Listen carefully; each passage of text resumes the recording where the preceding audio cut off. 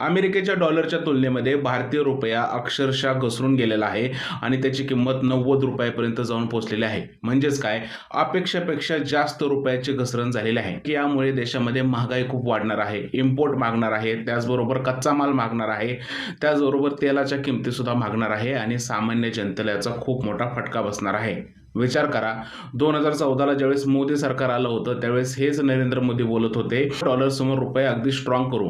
पण यांच्या सत्तेमध्ये म्हणजे जवळजवळ 12 वर्षाच्या सत्तेमध्ये रुपयाची किंमत डॉलरच्या समोर अक्षरशः घसरून गेलेली आहे आणि रुपयाची किंमत 90 रुपयापर्यंत पोहोचलेली आहे. आता बरीच लोक असं इकडे म्हणतील की आय टी सेक्टरला याचा खूप मोठा फायदा होणार आहे. पण आय टी सेक्टरमध्ये देशातील किती लोक काम करतात?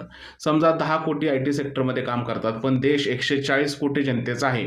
10 कोटीसाठी 140 कोटी जनतेला महागाईचा सामना करावा लागणार आहे.